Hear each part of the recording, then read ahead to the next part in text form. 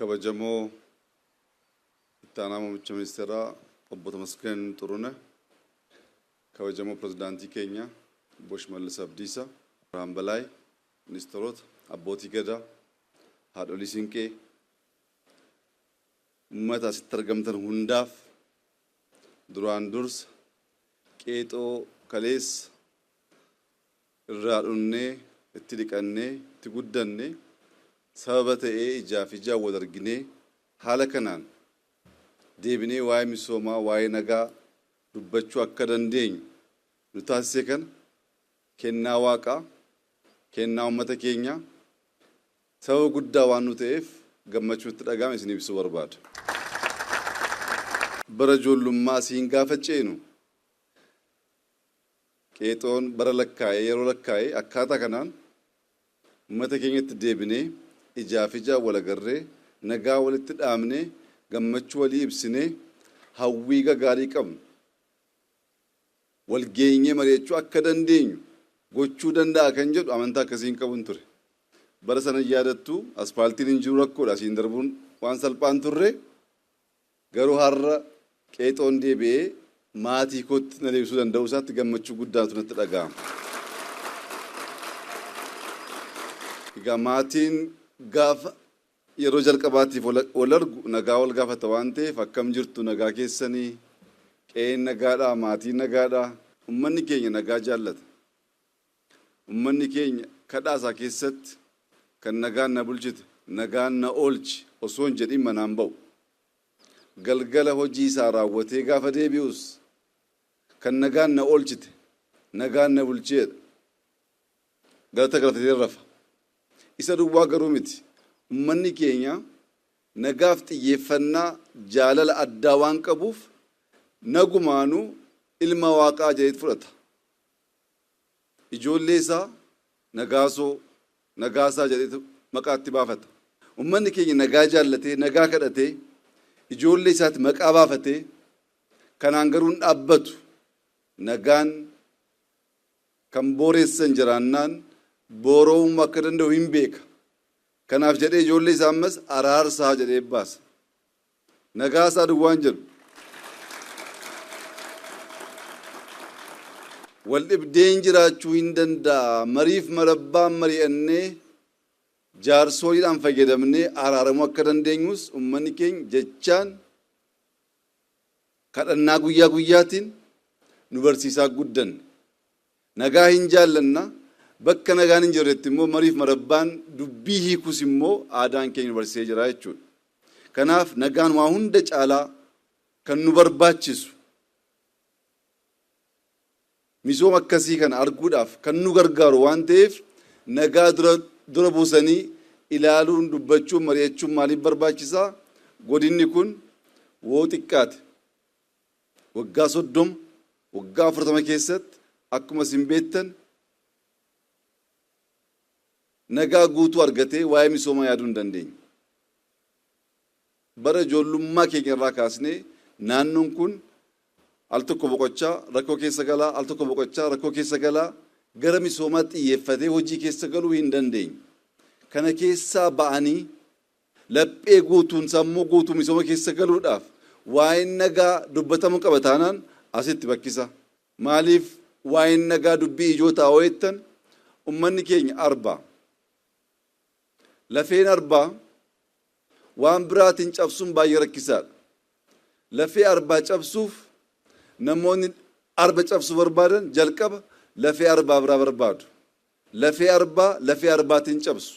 Lafeen cabne kana cabsuuf lafee keenya fayyadamuun dirqama waan ta'eef bara baraan rakkoon naannoo keenyatti uummata keenyatti mudachaa uummanni keenya uumama kenname irraa fayyadamee misoomuu jijjiiramuu soo qabu bara baraan waa'ee naannoo kanaa gaafa yaanu dubbiin nageenyaa, dubbiin ba'anii galuu, dubbiin yaadanii hojjechuu rakkoo ta'ee tureera. Uummanni keenya baritti dammaquu qabu amma natti fakkaatan maaliif ho'ettan saawwa rakkoo keessa galte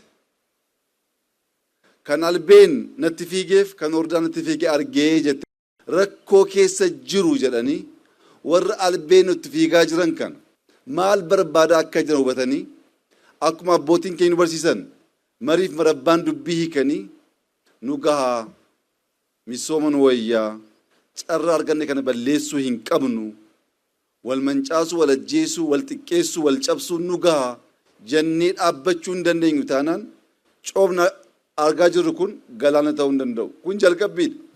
Uummanni keenya misooma baay'ee hawwaa baay'ee barbaada.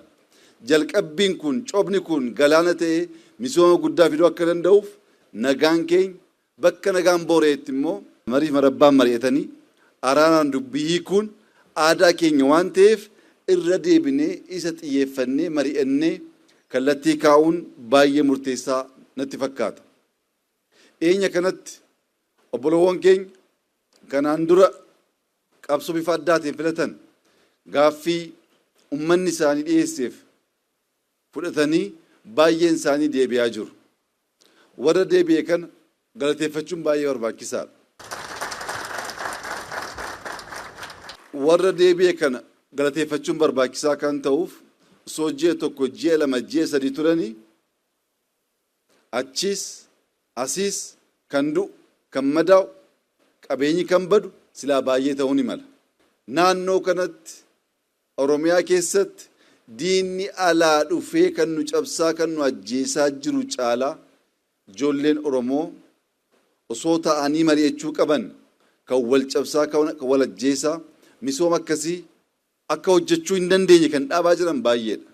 Kanaaf warra galan galateeffachaa warra hafan immoo ijoollee galan hordofaa nu gahaa kana caalaa wal nyaachuu wal arrabsuu wal ajjeesuu bu'aa akka hin qabaanne agarree jirra waan ta'eef kana booddee xiyyeeffannaan keenya uummata keenyaa wajjin taane naannoo keenya misoomsuu ta'uu qaba.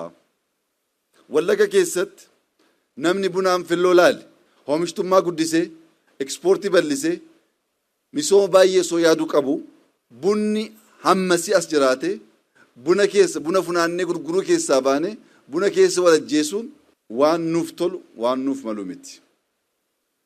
Waaqni nuu kennees baay'ee kan nutti gaddu natti fakkaata.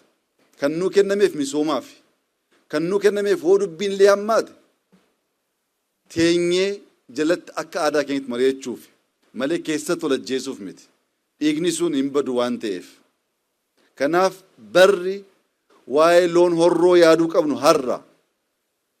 Ekspoortiin loonii biyyooti ollaa keenyaa gara biyya alaatti erguudhaan maallaqa alaa baay'ee argachaa kan jiran itti of guddisaa kan jiran qabeenyi sun nuu kennamee jira.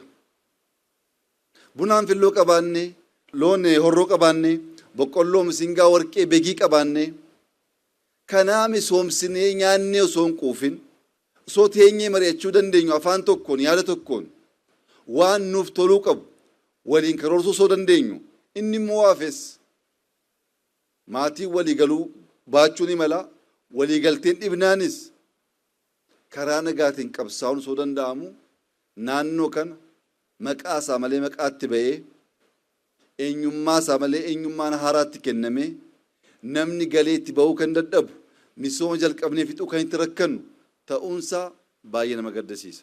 Kana keessaa ba'uun baay'ee barbaachisaadha. Maaliif har'a qeexoon hektaara 5,000 maatii 10,000 ol itti gargaaramuu kan danda'e kun akkuma sila kaase coobadha. Coobni kun galaana ta'uu qaba. Jalqabbiin Dambidollootti Gaambellaatti yaadne sun fiixaan ba'uu qaba. Misoomni baay'ee jalqabamee dhaabbate kun bara meeqa akka dhabne ilaalaa. Isa raawwachuu dandeenye jennaan bakka bakkatti coobni jiru kun walitti hidhamee laga guddaa waan ta'uuf lagni kun immoo uummata keenya waan gargaaruuf carraa keenyaaf yeroo keenya balleessuu keessaa baanee hojii misoomaa, hojii nageenyaa, hojii of jijjiiruu irratti sool gargaaree wajjin dhaabbanne baay'ee nu barbaachisaa amantaa jedhu nan qaba. Oromoon alanfatan malee mi'aa hin beekaniidha. Bu'aa misoomaa, bu'aa qeexoo alanfatan malee akkaataa mi'aatti beekan hin jiru. Maaliif eega dhalannee yeroo abbootii keenyas yeroo keenyas inuma jira bishaan kun. Bishaan kun misoomatti jijjiiramee jiruuf jireenya uummata keenya amma jijjiirutti ijoolleen keenya quuftee mana barumsaa geessee deebi'uu amma dandeessutti mi'aa misoomaa alanfachuu dandamachuu hin danda'amu.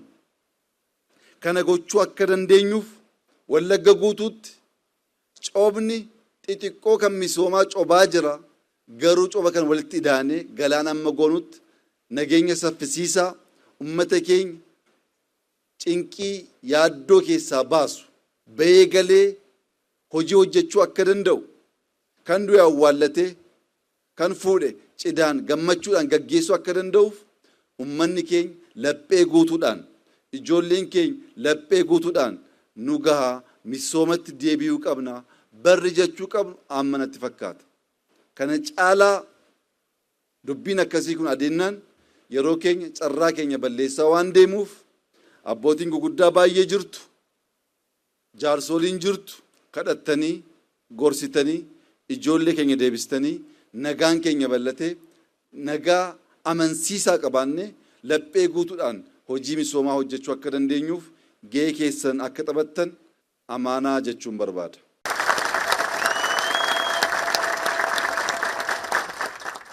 Ummanni kun qabsoodhaan hin beekamu. Qabsoo biyya keessaa, qabsoo naannoo isaa keessaa duwwaa osoo hin taane bakka rakkootti, bakka barbaachisaa ta'etti biyya alaas qabsaa'ee jira. Abdii Saagaa hundi keenya hin beekne. Biyya ormaatti orma kan rakkisaa beef ummata koo obbolowwan koo rakkistan fedhii biyya koo daangeessitan kan jedhu irraan malee waa'ee diinaaf meeshaa ta'anii fedhiif faayidaa ummataa dabarsanii kennuuf hin turre. Har'a Bishee Garbaa Oliiqaa Dingil ol jedhanii soo ilaalan barri ijoolleen obbolowwan ta'anii mari'achuu dadhabanii hiree isaanii hiree ummata isaanii diinatti dabarsanii kennaa jiru kan jedhu kan osoo arguu danda'an du'a lammaffaa hawwadhee yaada. Abbootiin keenya qabsaa'anii jiru. Abbootiin keenya aarsaa kaffalanii jiru. Bu'aan aarsaa sanaa laga kana misoomatti jijjiiruudha. Bu'aan aarsaa sanaa bakka hanqinni jirutti, bakka rakkoon jirutti, bakka waliigalteen hin jirretti ta'anii mari'achuudha. Jarris qabsaa'anii aarsaa ta'anii nus osoo teenyee mari'achuu dandeenyu aarsaa bu'aan qaban bitaa mirgaa kaffaluudhaan mana tokko ijoollee ishee asiif asiin dhabdee harmee boosu sanaaf si gahaa boqodhu jechuun yeroon isaa ammanatti fakkaata. Gama kootiin bara dheeraa booddee as deebi'ee isin arguu danda'uu kootti naannoo kanatti misoomni akkasii jalqabamuusaa kooyidarri baadiyyaa kooyidarri magaalaa jalqabbii xixiqqoo mul'achuunsaa ummanni keenya gammadee wal hammatee wal simachuusaa gammachuu addaatiin ilaala. Garuu yeroon osoo hin darbin halkanii guyyaa hojjennee seenaa keessa turre sana waan jijjiiru bu'uurarraa hojjechuu akka dandeenyuuf qalbii jijjiirrachuu obsaan dubbii ilaaluu adeemsi keenya miidhaan ni fide laphee guutuudhaan laphee qulqulluudhaan qorachuu danda'u wal tuffachuu wal cabsuu wal hanqisuu keessaa baanee wal utubuu akka dandeenyu hundumti keenya gahee keenya taphachuu akka dandeenyu keessattuu abbootiin amantaa jaarsoliin biyyaa abbootiin gadaa beektoonni nu gahaa bakka hanqinni jiretti mari'annee hiikuu dandeenya.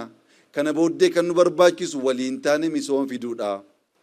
Kallattiin itti adeemnu garaagarummaa qabaannaan karaa nagaatiin qabsaa'uu hin dandeenye jennee woo murteessuu dandeenya. Naannoo kana jijjiiruuf waggaa muraasa nu ga'a. Ilaalaa jirtu gootummaa biyya Itoophiyaa keessatti misoomni bara dheeraa keessatti mul'atee hin beeknetu dhufaa jira. Kun as ga'ee ummata keenya jijjiiruu akka danda'uuf gama keenyaan qophii guddaa, fedhii guddaa, kaayyoo guddaa akka qabnu isinii ibsa.